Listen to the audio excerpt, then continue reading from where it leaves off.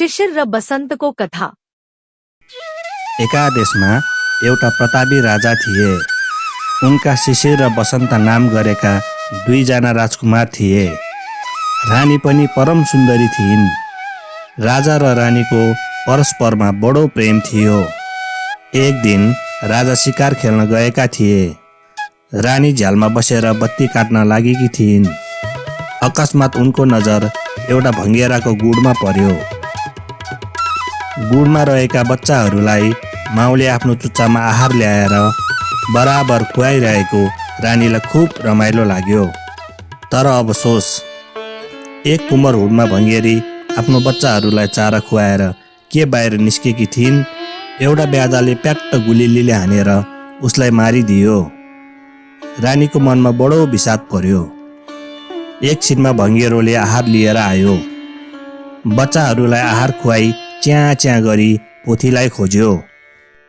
तर कतै पनि पत्ता नलाग्दा केही बेरसम्म त जिङ्रिङ्ग परेर झोक्राइरह्यो। अनि पछि आफ्नो सुसे धन्दामा लाग्यो। भोलिपल्ट उस्तै गरी झ्यालमा बसी रानी भङ्गेराको गुडतिर हेरिन् त भालेले अर्कै पोथी ल्याइसकेछ। केही बेरसम्म त त्यो पोथीले सौताका छोराछोरीलाई आहार ल्याउँदै खुवाउँदै गर्थे। अलि बेरपछि त उसलाई झर्को लागेर आयो। जति खुवाए पनि आ मात्रै गरिरहने यी खन्चुवा बैरीका पोथ्राका निमित्त के को यो बुत्तो। पत्थर समान दिल भएकी उसले ती बच्चाहरूलाई चुच्चाले तानी तानी गुडबाट खसालिदिइन्। राम्रोसँग प्वाक पनि नउम्रेका ती बिचारा बच्चाहरू च्याँ च्याँ गर्दै जमिनमा पछाडि मरे। सौताको दिल त्यहाँसम्म निष्ठुरी हुँदो रहेछ भन्ने देखेर रानीको मनलाई चिन्ताको अघोर कालो बादलले धपक्क ढाकी अन्धकार पारिदियो। उनी मनमा नै भन्छन्, के गरी म चाँडै मरिहाले भने राजाले अवश्य अर्को बिहे गर्नेछन् अनि मेरा छोराछोरीको के दशा होला। यही चिन्ताले भावुक भएर रानी बरबरी आँसु खसाल्न थालिन्। रुदा रुदा दिन पनि बित्यो। साँझ परेको थियो अनि राजा शिकारबाट फर्केर रानीको त्यो अवस्था देखेर खुब हडबडाएर सोध्न लागे, रानी तिमीलाई के भयो? किन यसरी रोएकी? अनि रानी भन्छन्, यस्तो राम्रो संसार चटक्क छोडेर एक दिन जानु पर्दछ भनेर।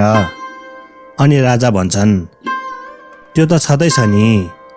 जुन कुराको उपाय छैन त्यसको चिन्ता गरेर आफ्नो भएको सुखमा बाधा पार्ने किसिमकी अवस्था पार्ने तिमी होइनौ। भन, तिम्रो शोकको कारण निश्चय अर्कै कुरा छ। रानी भन्छन्, होइन प्रभु, मरुला कि भनेर शोक लागेको हो, तर आफ्नो निमित्तको लागि होइन। खालि मेरा बालक कुमारहरूका निमित्त यो शोक हो। राजा भन्छन्, किन? अनि रानीले भङ्गेरीको जहानको यथार्थ हाल राजालाई सुनाएर भनिन्, म केही गरी चाँडै मरिहाले भने हजुरले दोस्रो विवाह नगरी अवश्य छोडी बक्सिने छैन। अनि मेरा छोराहरूको कुन हालत होला? राजाले झटपट अङ्कमाल गरेर रानीलाई भने, त्यस्तो पनि कतै हुन सक्छ? पहिले त तिमी भर्खरकी छेउ। साधारण हिसाबले पनि तिम्रो आयु धेरै वर्ष छ। उसमा पनि दैवीको कुदृष्टि केही गरी पर्न आएको पक्षमा म कहिल्यै दोस्रो विवाह गर्ने छैन। राजाको कुरा सुनेर रानीले मूल हिजाको निमित्त मात्र चित्त बुझेको जस्तो देखाइन्। तर भित्री मनमा उनकोसँग गहिरो रह्यो। सौतिनी आमाको हातमा परेका भङ्गेराका बच्चाहरूको दुर्दशा उनको मनमा दिनरात खड्किरह्यो। चिन्ता चिन्ता चिन्ता, हर बखत चिन्ता। तिनैले उनलाई चित्ताको बाटो देखाउन थाले। बाहिर देख्दा भने व्यथा केही छैन। रात दिन झन्झन दुब्लाउँदै गइन्। एक दिन यो अनित्य संसारको स्यास्यस्त बुझाउन ईश्वरको सम्मुखमा उपस्थित भइन्। रानी परलोक हुँदा सारा दरबारमा रुवाबासी चल्यो। राजाले अलिक दिनसम्म त पुनः विवाहको विचारलाई मनमा झुल्किन पनि दिएन। तर मरेकाको माया मात्रै सधैँ अटल किन रहन्थ्यो? दिन प्रतिदिन घट्दै गयो। रानी बिनाको राजगद्दी शोभा भएन भनेर मन्त्रीवर्गहरूले कराउँदा राजाले अर्को विवाह गरे। केही काल त सुखैसँग बित्यो। राजाको मन राख्नका निमित्त कान्छी रानीले पनि बिचारा ती टुहुरा शिशिर र बसन्तमाथि निकै माया देखाए जस्तो गरिन्। तर बालकहरूले कराएको आवाजले उसलाई सोला दिन्थ्यो। एक दिन ती दाजुभाइ भकुण्डो खेल्न लागेका थिए। भकुण्डो अकस्मात उफ्रेर आफ्नो श्रृङ्गार गर्न लागि कि रानीको ऐनामा बज्रेन गई उसको लाली गाजल इत्यादि जथाभावी भयो। त्यो देख्दा रानीलाई साह्रै रिस उठ्यो। यी पाजीहरूलाई यो भकुण्डो दिँदिन्न भनेर काखमा च्यापिराखिन्। केही बेर पछि हस्याङ फस्याङ गर्दै बसन्त रानीको खोपीमा आएर भने, मुवा, संयोगले हाम्रो भकुण्डो हजुरको खोपीमा पर्न गयो। हामीले जानी जानी गरेका होइनौँ, रिसाइनी माफ रहोस्। भकुण्डो फिर्ता पाऊँ भनेर बिन्ती गरे। रिसले चुर भएर लाल लाल आँख गरेकी रानीले भनिन्, सौताका छोराहरू भए पनि आफ्नै समान मानेर कत्रो दया माया गरेको त झन् मलाई शत्रुदेखि भकुण्डोले ताकेर हान्ने। म भकुण्डो फिर्ता दिँदिन्न, जा जे गर्छस् गर। रानीले यसरी झपार्दा बिचरा बसन्त के नै भन्न सक्थे र। निनौरो मुख लगाएर दाजु शिशिर कहाँ गएर हामीहरूदेखि मुवा साह्रै नै रिसानी भयो। भकुण्डो बक्सिन भनेर बिन्ती गरे। भइगयो, म मागेर ल्याउँछु भनेर शिशिरले मुवाको खोपीमा गएर भकुण्डो मागे। रानीले अनेक तरहको गाली गरी भकुण्डो दिन्न भनेर अडिक लिइन्। ती सबै शिशिरलाई असह्य भयो। झटपट अगाडि गएर रानीको काखमा रहेको भकुण्डो टपक्क टिपेर उनी सरासर लागे। अब रानीको रिसको सीमा रहेन। आफ्नो श्रृङ्गार पटा सब बिगारी बाटेको कपाल पनि लास लुस पारी उल्टै छाती पिटेर रोएर बसिरही। जब राजा साँझमा आएथे अनि रानीले हतपत ढोका नै खोलिन, खाली खुक्क खुक्क गरेर बसिरहिन्। राजाले अनेक फकाइ फुलाइ गर्दा मात्र बल्ल तल्ल ढोका खोलिन्।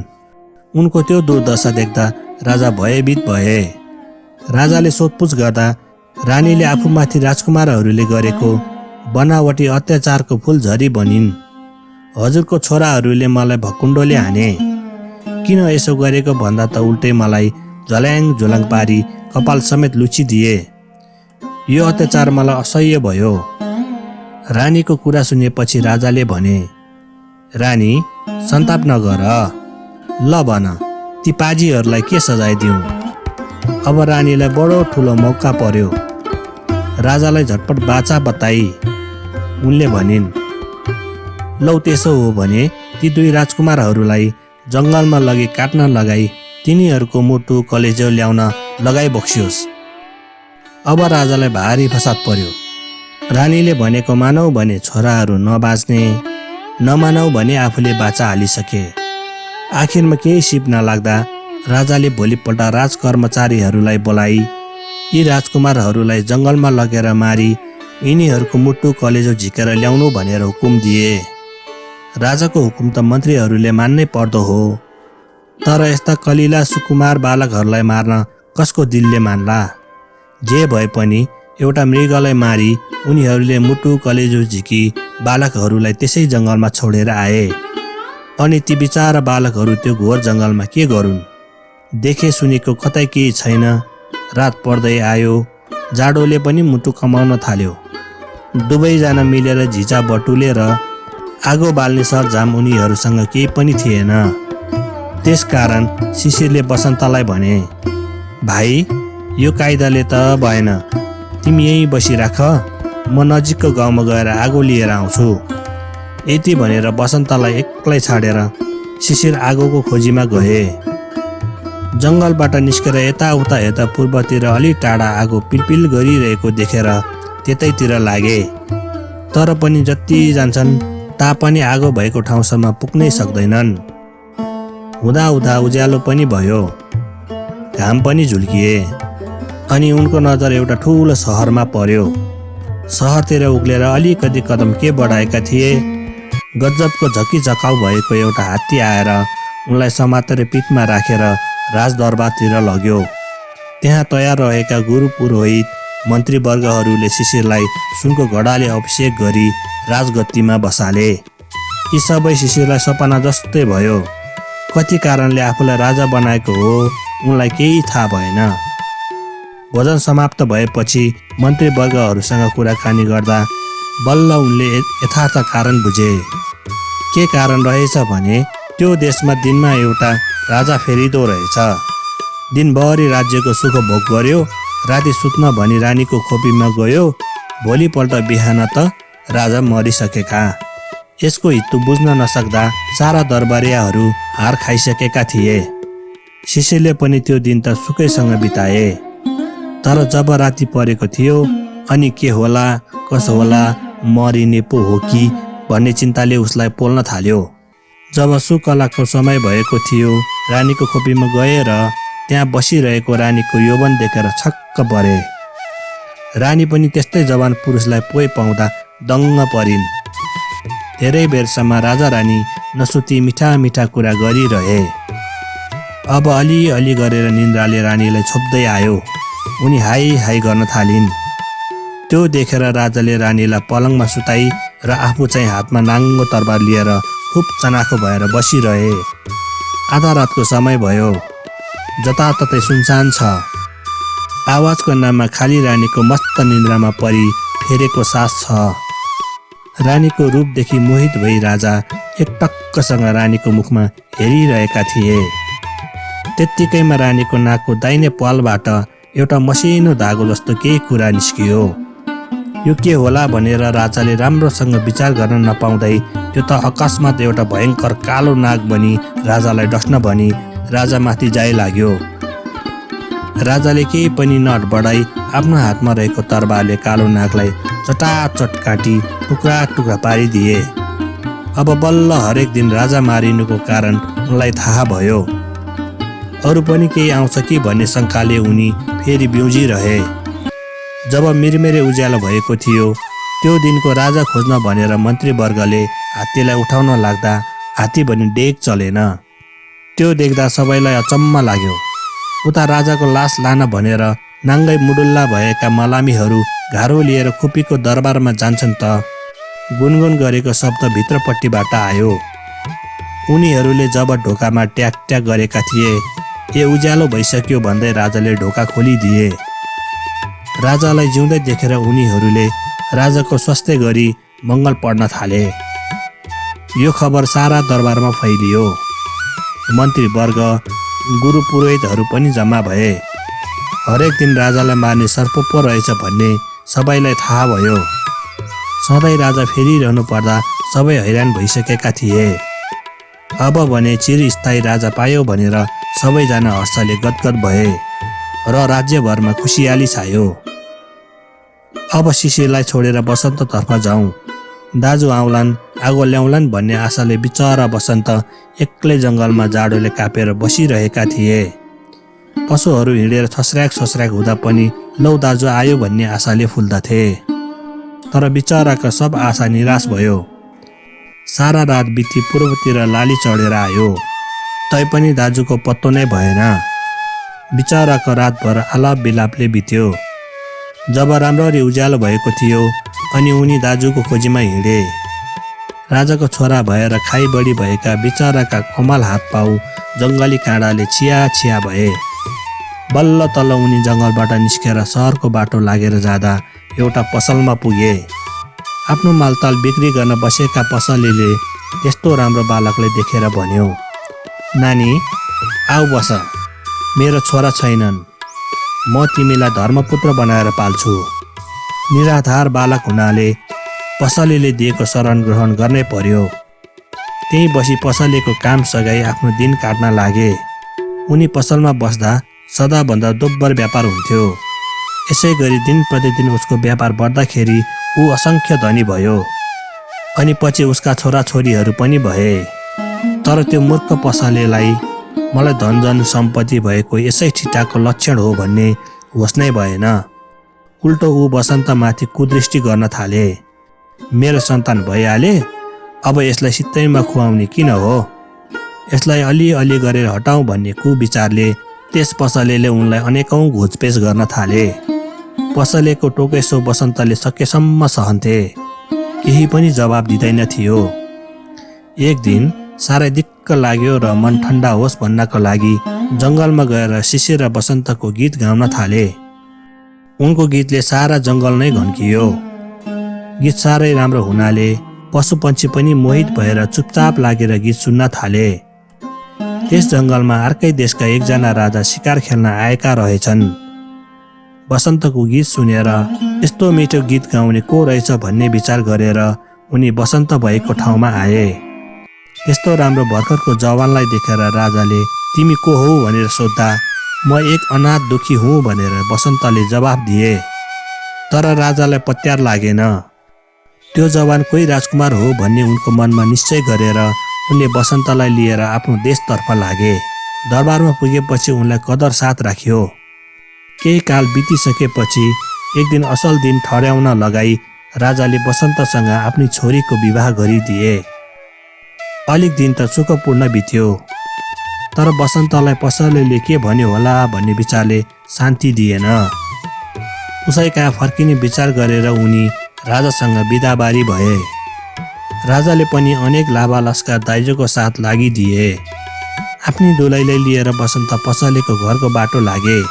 केही बाटो काटिसकेपछि यो मालताल धन दौलत पसलेको घरमा अटाउँदैन भन्ने ठानेर जसले जे बोकेको छ त्यो उसैलाई भयो भनेर बसन्तले सारा सामान लाभा लस्करलाई नै फर्काइदिए। खाली मैयालाई मात्र साथमा लिएर उनी पसलेको घरमा गए।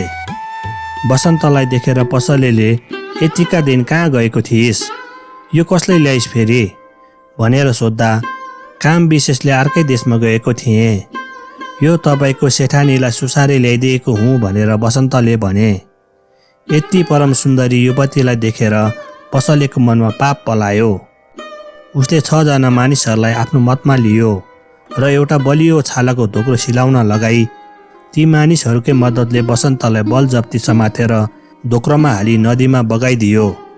बसन्तको प्रभावले त्यतिको धनी भएर पनि अझ धेरै पाउने आशाले मैयालाई शिशिर राजा कहाँ लगी चढायो। त्यस्तै परम सुन्दरी युवती देखेर राजा खुब खुसी भए र त्यो पसलेलाई प्रशस्त इनाम दियो। शिशिर राजा एक पत्नी व्रता थिए। उनले ती मैयालाई विवाह गर्ने विचार गरेनन्। बरु त्यस्तै राम्रीसँग आफ्नो भाइको विवाह गरिदिन पाए राम्रो हुने थियो भन्ने विचारले उनले भाइको पत्ता लगाउने मतलबले शिशिर र बसन्तको कथा जसले भन्न सक्दछ त्यो मानिसलाई खोजेर ल्याउनु भनेर हुकुम भयो। उता छालाको थैलीमा खोचेर बिचारा बसन्तलाई नदीको बेगले बगाउँदै बगाउँदै एउटा घाटमा पुर्यायो। त्यहाँ मानिसहरू जम्मा भएका थिए। सबैले त्यो बगेर आएको थैलीलाई देखे। यो थैलीमा के रहेछ हेर्नु पर्यो भनेर झटपट नदीमा हाम्फालेर त्यो थैली खोल्छन् त त्यहाँ त एउटा जवान राम्रो मानिस देख्दा उनीहरूलाई अचम्म लाग्यो। अनि एउटा बुढो मानिसले मेरा सन्तान छैनन्, यिनलाई म धर्मपुत्र पाल्छु भनेर बसन्तलाई आफ्नो घरमा लगेर राम्रो तरहले खाना लाउन दिइराख्यो। राजाले शिशिर र बसन्तको कथा भन्ने मान्छे खोजेका छन् भन्ने हल्ला जताततै फैलियो। बिस्तारै बसन्तको कानमा पनि पर्यो। राजालाई शिशिर र बसन्तको कथामा किन यस्तो चाक लागेछ भनेर बसन्तलाई अचम्म लाग्यो। यसको हितो बुझ्नु पर्यो भनेर दरबारमा गई यो कथाको थोर बहुत म पनि जान्दछु भनेर राजाको हजुरमा खबर पठाए। राजाको हजुरमा हाजिर पुग्न साथ बसन्तलाई बोलाहाट भयो। बसन्तले राजालाई दर्शन गरे। शिशिर र बसन्तको कथामा राजाको चाक लाग्नु कारण पनि बसन्तले बुझिहाले। तर उनले झटपट आफ्नो परिचय दिन भने ठिक ठानेनन्। आफू झुत्रे झाम्रे माझीको धर्मपुत्र बनेर बसेको हुनाले त्यत्रो राजासँग हजुरको भाइ बसन्त हुँ भनेर उनले कसरी भनुन्। शिशिरले भने बसन्तलाई चिनेनन्। भोक तिर्खा र अनेकौं कष्ट खानु पर्दा बसन्त नचिन्ने भएका थिए। तिमी शिशिर र बसन्तको कथा जान्दछौ भनेर राजाले सोधाइ हुँदा बसन्त भन्दछन्, महाराज पुरा त जान्दिन। जङ्गलमा शिशिरसँग बिछोड भएपछिको बसन्तको कथासम्म जान्दछु। शिशिर राजा भन्छन्, त्यति मात्र भए पनि भन मलाई, त्यति भए पनि पुग्छ। अनि बसन्त भन्दछन्, जो हुकुम महाराज, तर सरकारबाट एउटा कुराको कबुल गरी बक्सिनु पर्छ। मैले कथा भनेसम्म हजुर रोइ बक्सनु हुँदैन। लौ कबुल भयो।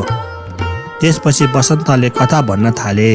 दुई भाइको उत्पत्ति बाललीलादेखि सुरु गरी सानी आमाको घोर पेशले जङ्गलमा परी जाडोले सताउँदा दाजु शिशिर आगोको खोजीमा गई बेपत्ता भएको र भाइ जङ्गलमा दाजु आउलान् भन्ने आशाले कामदै बसिरहेकोसम्म पुर्याउँदा शिशिरलाई असह्य भयो। उनले आँखाबाट बरबरी आँसु खसाल्न थाले अनि बसन्त भन्दछन्, महाराज कबुल नि। बसन्तको त्यो निवेदन सुनेर शिशिर राजाले झटपट आँसु पुछेर भने, म रोएको होइन, लौ फेरि भन। बसन्तले फेरि भन्न थाले। पसलेको टोकेसो असह्य भई बसन्त जङ्गलमा गएर शिशिर र बसन्तको गीत गाउन लागेको कुरासम्म पुर्याउँदा शिशिर राजाको फेरि गहभरि आँसु भयो। तब बसन्तले फेरि राजालाई आफ्नो कबुल सम्झाए। शिशिर राजाले आफूलाई सम्हालेर बसन्तलाई कथा भन्दै जाऊ भनेर हुकुम भयो। अनि जब बसन्तले आफूले राजाको छोरीसँग बिहे गरेर पसले कहाँ ल्याउँदा पसलेले धोका दिई 6 जना मानिसहरूको मद्दतले उनलाई छालाको धोक्रोमा हालेर नदीमा बगाइदिएको कुरासम्म पुर्याएको थियो। अनि शिशिर राजालाई असह्य भयो। भाइ बसन्त पसलेको धोकामा पर्दा उनको ज्यान समेत गुमेछ क्यारे भन्ने मनमा उठ्दा उनी डाको छोडेर रुन थाले। बसन्त भन्छन्, महाराज किन यस्तो असावधानी भइबक्सेको? मरेका छैनन्, हडबडाइ बक्सिनु पर्दैन। अनि शिशिर राजा उज्यालो मुख लगाएर भन्छन्, साँच्चै हो? त्यसो भए हामी दुईको भेट हुनेछ त? लौ अरू भन। बसन्त भन्छन्, बसन्त छालाको धोक्रोमा बग्दा बग्दै एउटा बन्दरगाहमा पुगेछ। त्यहाँका मानिसहरूले थैलीभित्र के रहेछ भनेर थैलीलाई किनारामा ल्याएर खोल्दा त बसन्त पो निस्केछ। अनि एउटा बुढो मानिसले धर्मपुत्र पाल्छु भनेर बसन्तलाई घरमा लगेछ। माझीको घरमा रहँदा बस्दा एक दिन बसन्तले फलाना देशको राजाले शिशिर र बसन्तको कथा सुन्ने इच्छा गरेका छन् भन्ने खबर पाउँदा यथा सत्य कथा सुनाऊ भनेर दरबारमा हाजिर भएका छन्। राजाको सम्मुखमा पर्न साथ राजा त मेरो दाजु हुनुहुँदो रहेछ भनेर चिनिहालेछन्। बसन्तले यति के भनेथे, शिशिर झटपट सिंहासनबाट ओर्लेर बसन्तलाई अङ्कलमाल गरे। परस्परमा हर्षका आँसु बहन थाले। अनि शिशिर राजा भन्दछन्, भाइ तिम्री दुलाई पनि बेपत्ता भइन् भन्ने मलाई लाग्दैन। एउटी परम सुन्दरी युवती म कहाँ चढाउन एउटा पसलेले ल्याएको थियो। मेरो विवाह भइसक्यो। यी कन्या मेरो भाइलाई लायककी छिन् भनेर उनलाई अन्तरपुरमा राखेको छु। ती कन्या तिम्रै दुलै हुनुपर्छ। यति भनेर ती कन्यालाई झिकाए। ती कन्या पनि राजाको बैठकमा आएर बसन्तलाई देखी मेरो स्वामी भनी बसन्तको पाउमा परिन्। अब त्यो धोकेबाज पसलेको के दशा भयो होला? एकातिर बसन्त कोमल दिलका थिए, पसलेको नुन पनि उसको पेटमा परिसकेको थियो। उतातिर कन्या चढाएको इनाम पनि खान्छु भन्ने लालचाले आफूलाई ऐश्वर्य सन्तान दिने बिचारा निर्दोष बसन्तको ज्यान समेत लिने अभिप्रायले उनलाई छालाको धोक्रोमा हाली नदीमा फ्याँकिदिएको थियो। अब त्यो पसलेको के दशा भयो होला?